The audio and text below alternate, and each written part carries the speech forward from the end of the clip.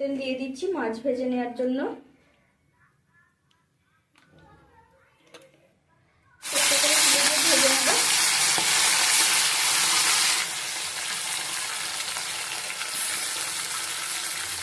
তেলের মধ্যে মাছের পিসগুলো দিয়ে ভাজা করবো।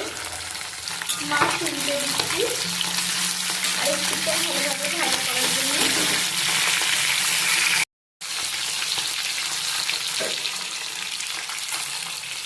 মাছ তুলে নিচ্ছি, বাকি মাছগুলো তেলের মধ্যে দিয়ে দিচ্ছি, ভেজে নেব।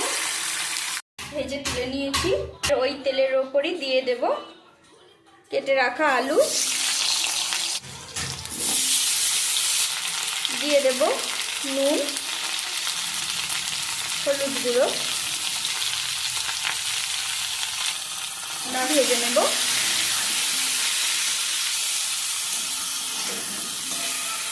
আলু ভালোভাবে ভাজা হয়ে গেছে, এবার আলু তুলে নেব। আলু তুলে নিয়েছি ভেজে। এবার তেলের ওপর দিয়ে দেব দুটো তেজপাতা, দুটো কাঁচা লঙ্কা,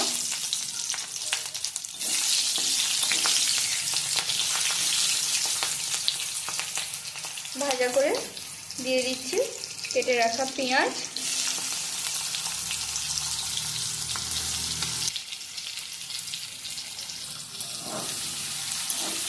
পেঁয়াজ দিয়ে একটু ভাজা ভাজা করে নেব। পেঁয়াজ একটু ভাজা করে দিয়ে দিচ্ছি টমেটো কুচানো। টমেটো আর পেঁয়াজ একসাথে ভেজে নেব।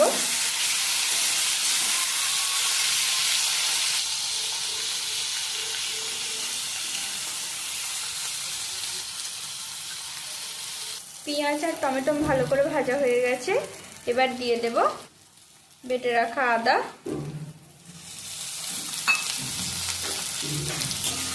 আদা দিয়ে একটু ভাজা ভাজা করব।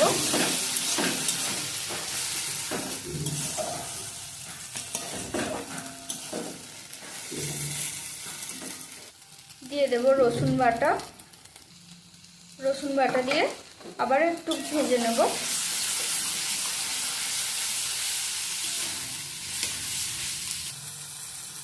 রসুন ভাজা হয়ে গেছে, এবার দিয়ে দিচ্ছি জলের মধ্যে গুলে রাখা হলুদ আর লঙ্কা গুঁড়ো, গুলে রেখেছিলাম, দিয়ে দিচ্ছি। এবার মশলা কষিয়ে নেব।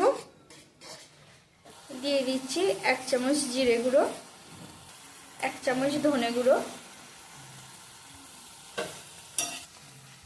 এবার দিয়ে দিচ্ছি স্বাদ মতো নুন। যেহেতু আলু আর মাছ আগে থেকে নুন দিয়ে ভাজা আছে, তাই মশলায় অল্প পরিমাণে নুন দিলাম, যতটা মশলায় লাগবে ততটাই দিয়েছি। ছাড়া পর্যন্ত অপেক্ষা করব। এবার মশলার তেল ছেড়ে গেছে, মশলার উপর দিয়ে দিচ্ছি ভেজে রাখা আলু। আলু আর মশলা একসাথে ভালোভাবে কষানো হয়ে গেছে, এবার দিয়ে দিচ্ছি সেদ্ধ করার জন্য জল।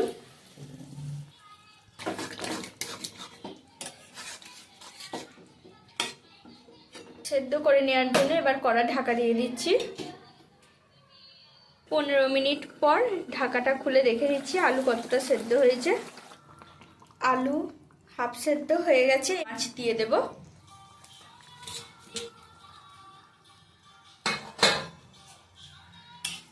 আলু আর মাছ 10 মিনিট ফুটিয়ে নেব।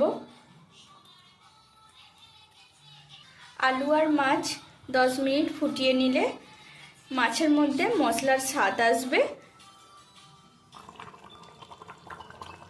ধরে ভালো করে ঝোলে ফুটিয়ে নিয়েছি, এবার নামিয়ে নেব। আলু দিয়ে কাতলা মাছের ঝোল এবার রেডি হয়ে গেছে।